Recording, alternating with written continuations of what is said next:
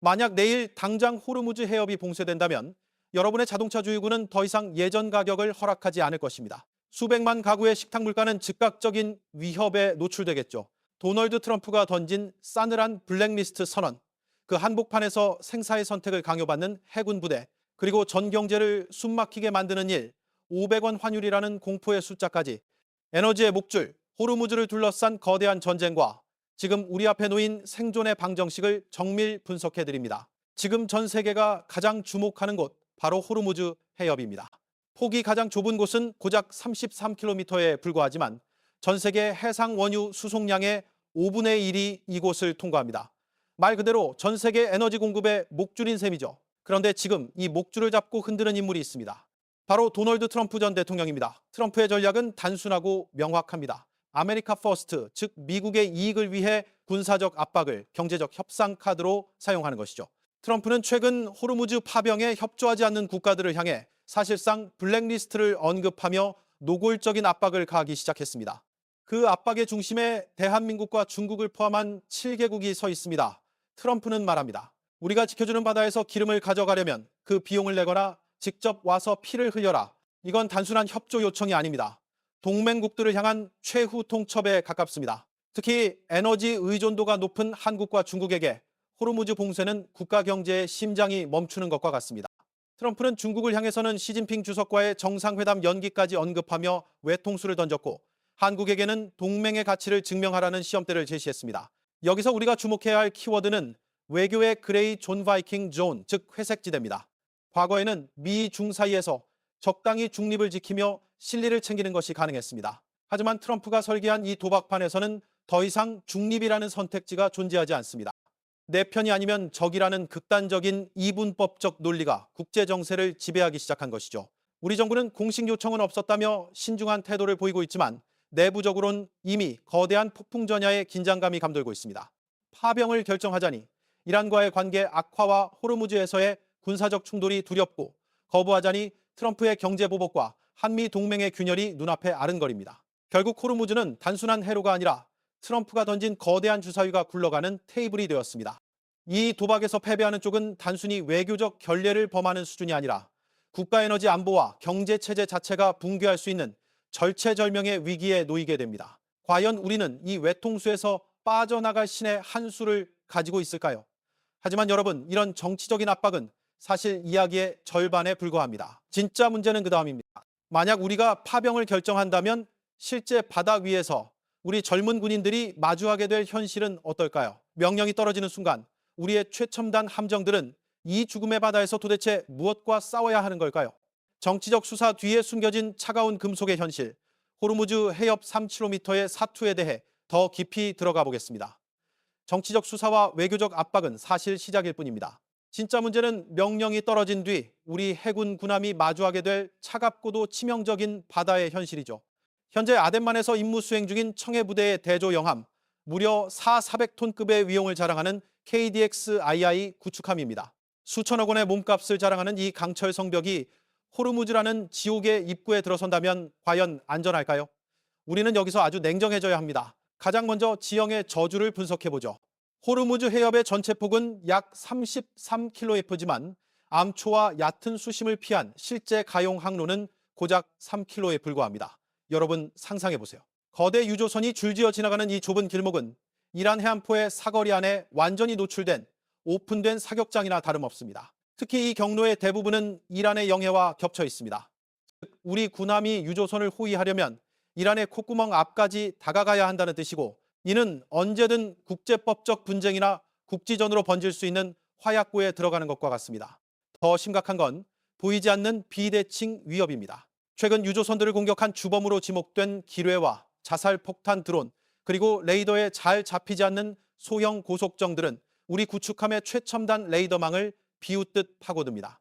여기서 대조영함의 치명적인 약점이 드러납니다. 대조영함은 대공, 대함 능력은 세계 최고 수준이지만 정작 바다의 지뢰인 기뢰를 탐지하고 제거할 소해 장비가 전무합니다. 수조 원대 가치를 지닌 우리 구축함이 단돈 몇백만 원짜리 구식 기뢰 하나에 무력하게 당할 수 있다는 이 비극적인 현실. 이것이 바로 군사 전문가들이 밤잠을 설치며 경고하는 최악의 시나리오입니다. 기뢰를 제거하려면 소해함이나 전용 헬기가 투입되어야 하는데 우리 영해에서 이들을 호르무즈까지 보내려면 최소 2주 이상의 시간이 걸립니다.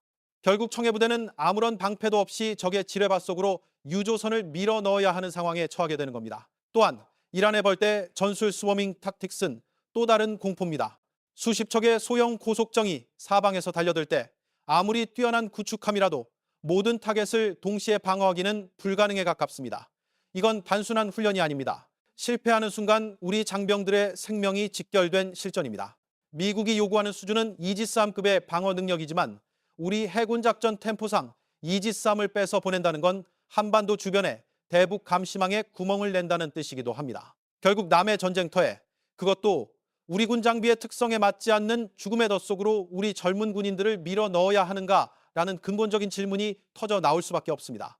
안전에 대한 국민적 우려가 이토록 큰 상황에서 국회 비준이라는 높은 문턱을 넘는 것조차 사실상 불가능에 가까운 도전이 될 것입니다. 하지만 여러분, 호르무즈의 긴장감은 바다 위에서만 멈추지 않습니다. 이미 사선에 배치된 건 군함뿐만이 아니니까요. 호르무즈의 총성이 실제로 울리기도 전에 우리 국민 모두의 일상을 뒤흔드는 또 다른 포탄이 이미 우리 안방까지 날아와 꽂히고 있습니다. 바로 여러분의 지갑과 직결된 경제적 충격파인데요.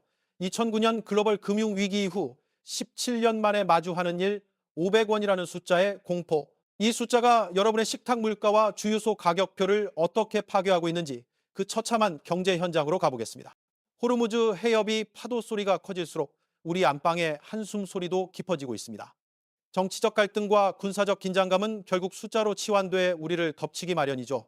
바로 원달러 환율일 500원이라는 충격적인 숫자입니다. 여러분, 이건 단순한 경제 지표가 아닙니다. 2009년 글로벌 금융위기 이후 우리가 무려 17년 만에 다시 마주하게 된 거대한 장벽입니다. 왜 중동에서 총성이 울리는데 우리 지갑이 비명을 지르는 걸까요? 원리는 냉혹합니다. 호르무즈 해협이 봉쇄 위기에 처하면 국제 유가는 천정부지로 솟구칩니다. 에너지의 거의 전량을 수입에 의존하는 한국 경제에 고유가는 곧 수입 물가 폭등을 의미하죠. 달러 가치는 치솟고 우리 원화 가치는 바닥을 쳐버리는 이른바 역대급 고환율의 늪에 빠지게 되는 겁니다. 이 충격파는 우리 경제의 심장부인 주력 산업들부터 차례로 무너뜨리고 있습니다. 배를 만드는 조선업계는 당장 선박 절단용 가스인 에틸렌을 구하지 못해 공장이 멈출 위기이고 석유화학이나 플라스틱 제조업체들은 원재료인 나프타 수급이 끊기면서 사실상 셧다운 공포에 떨고 있습니다. 원재료 값이 뛰니 제품 가격을 올릴 수밖에 없고 이는 고스란히 소비자 물가로 전이됩니다. 지금 우리가 느끼는 식탁 물가의 압박은 시작에 불과할지도 모릅니다. 농업용 필름을 만드는 한 중소기업 대표는 5월까지 원자재가 안 들어오면 매출의 80%가 날아간다며 절규합니다. 수백억 원의 손실을 눈앞에 둔 이들에게 호르무즈의 평화는 정치적 수사가 아니라 생존 그 자체인 셈입니다. 더 가슴 아픈 건 우리 평범한 시민들의 일상입니다. 주유소 가격표 앞에서는 차마 가드교라는 말을 꺼내기조차 겁이 납니다. 배달비는 오르고 외식 물가는 감당할 수 없는 수준으로 치닫고 있습니다. 2009년에 그 악몽 같았던 불황을 기억하시나요? 그때보다 더 가혹한 점은 지금의 위기가 단순히 금융 시스템의 문제가 아니라 우리가 통제할 수 없는 지정학적 리스크에서 비롯되었다는 점입니다.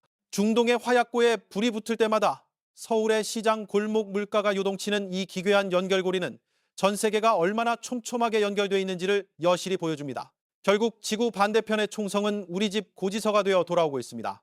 자, 지금까지 우리는 트럼프의 외교적 압박부터 호르무즈의 군사적 위협, 그리고 우리 삶을 옥죄는 경제적 파급력까지 숨가쁘게 짚어봤습니다. 이 모든 사건은 별개의 뉴스가 아닙니다. 거대한 하나의 사슬로 묶여있죠. 워싱턴에서 내려진 한 줄의 결정이 우리 해군 장병들의 생명을 담보로 하고 나아가 여러분의 오늘 저녁 메뉴까지 결정짓고 있는 이 현실을 우리는 어떻게 바라봐야 할까요? 고립된 섬은 더 이상 존재하지 않습니다. 세계의 끝에서 벌어지는 일이 우리 삶의 중심을 흔드는 시대, 우리는 과연 어떤 선택을 해야 할까요? 오늘 준비한 소식은 여기까지입니다. 여러분은 일 500원의 환율과 호르무즈 파병에 대해 어떻게 생각하시나요? 여러분의 소중한 의견을 댓글로 남겨주세요. 시청해 주셔서 고맙습니다. 구독과 좋아요로 다음 분석도 함께 해주시기 바랍니다. 자, 지금까지 우리는 트럼프의 외교적 압박부터 호르무즈의 군사적 위협, 그리고 우리 삶을 직격하고 있는 환율 쇼크까지 숨가쁘게 짚어봤습니다. 오늘 우리가 확인한 사실은 단 하나입니다. 워싱턴에서 내려진 단 한 줄의 결정이 호르무즈 해협의 파도를 일으키고 결국 우리 집 식탁 물가와 지갑 속 사정까지 통째로 뒤흔들고 있다는 것이죠. 이제 더 이상 나와 상관없는 먼 나라 이야기란 존재하지 않습니다. 지구 반대편의 총성은 이미 우리 집 고지서가 되어 돌아오고 있습니다.